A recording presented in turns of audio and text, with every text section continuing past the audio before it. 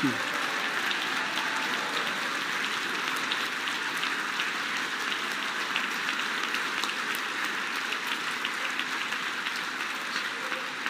Six days ago, Russia's Vladimir Putin sought to shake the very foundations of the free world, thinking he could make it bend to his menacing ways.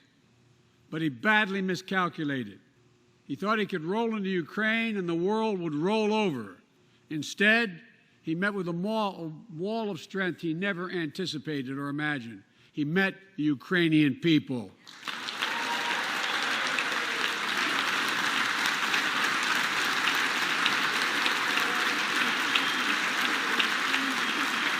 From President Zelensky to every Ukrainian, their fearlessness, their courage, their determination literally inspires the world. Groups of citizens blocking tanks with their bodies. Everyone from students to retirees to teachers turned soldiers defending their homeland. And in this struggle, President Zelensky said in his speech to the European Parliament, "Light will win over darkness." The Ukrainian ambassador to the United States is here tonight, sitting with the First Lady. Let each of us, if you're able to stand and send an unmistakable signal to the world of Ukraine. Thank you. Thank you, thank you, thank you.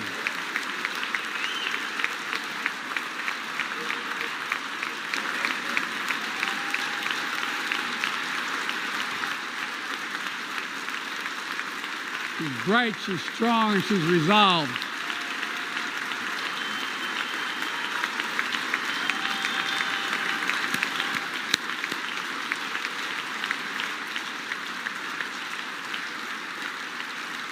Yes,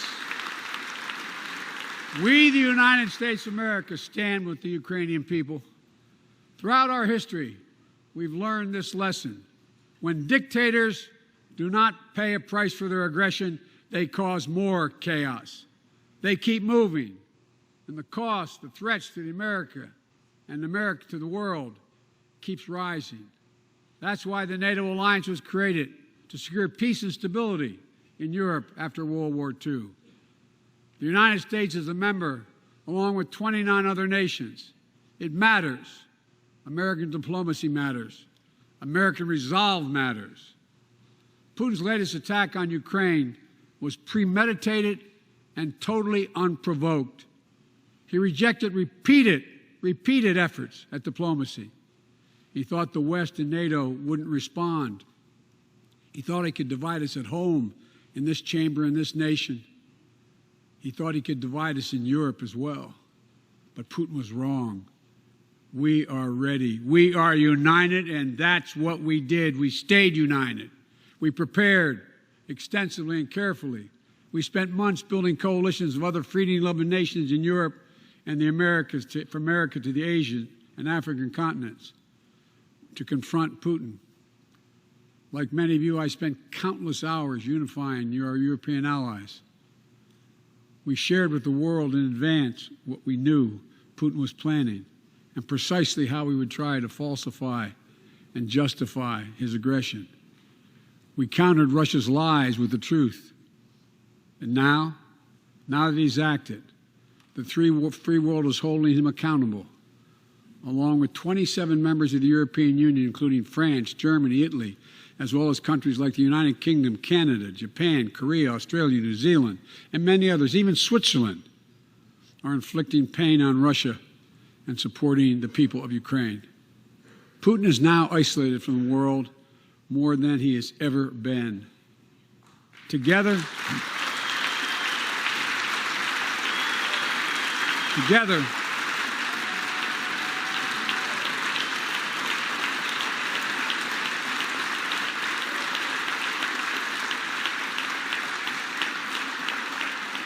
along with our allies, we are right now enforcing powerful economic sanctions. We're cutting off Russia's largest banks from the international financial system, preventing Russia's central bank from defending the Russian ruble, making Putin's $630 billion war fund worthless. We're choking Russia's access We're choking Russia's access to technology that will sap its economic strength and weaken its military for years to come. Tonight, I say to the Russian oligarchs and the corrupt leaders who built billions of dollars off this violent regime, no more. The United States, I mean it.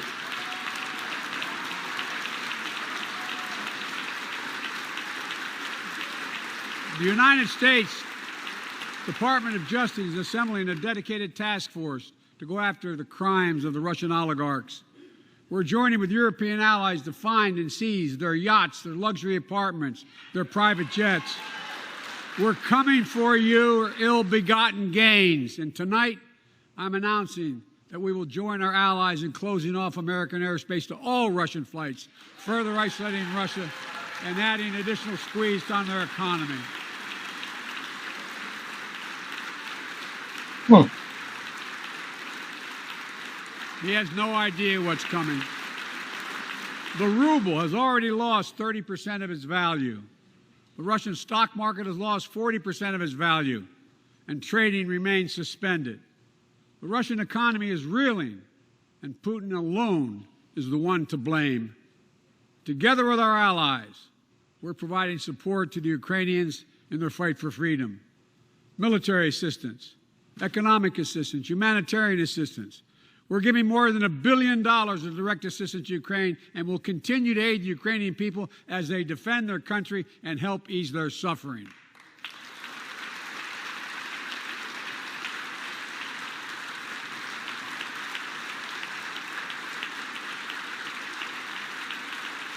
But let me be clear, our forces are not engaged and will not engage in the conflict with Russian forces in Ukraine. Our forces are not going to Europe to fight Ukraine, but to defend our NATO allies in the event that Putin decides to keep moving west. For that purpose, we have mobilized American ground forces, air squadrons, ship deployments to protect NATO countries including Poland, Romania, Latvia, Lithuania, and Estonia. And as I've made crystal clear, the United States and our allies will defend every inch of territory that is NATO territory with the full force of our collective power. Every single inch.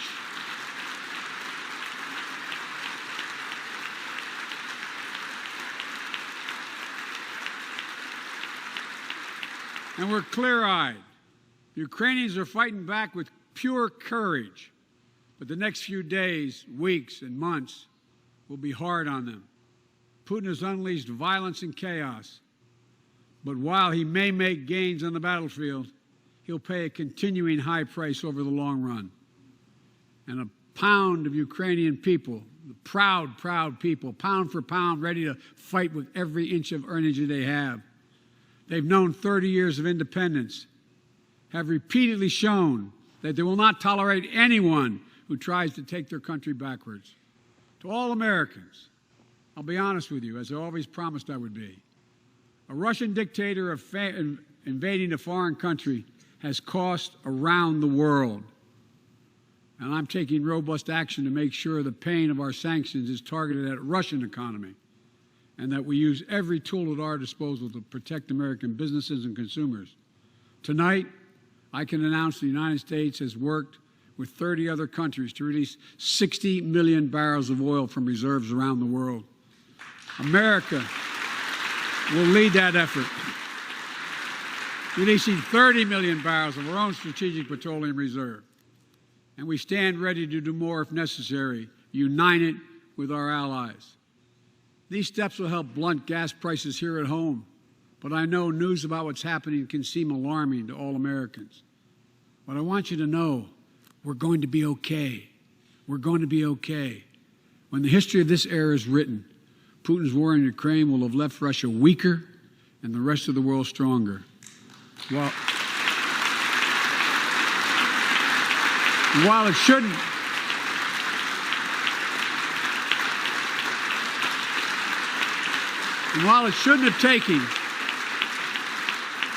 have taken something so terrible for people around the world to see what's at stake, now everyone sees it clearly. We see the unity among leaders of nations, a more unified Europe, a more unified West. We see unity among the people who are gathering in cities and large crowds around the world, even in Russia, to demonstrate their support for the people of Ukraine. In the battle between democracy and autocracies, democracies are rising to the moment, and the world is clearly choosing the side of peace and security. This is the real test, and it's going to take time. So let us continue to draw inspiration from the iron will of the Ukrainian people. To our fellow Ukrainian Americans who forged the deep bond that connects our two nations, we stand with you. We stand with you. Putin may circle Kyiv with tanks, but he'll never gain the hearts and souls of the Iranian people.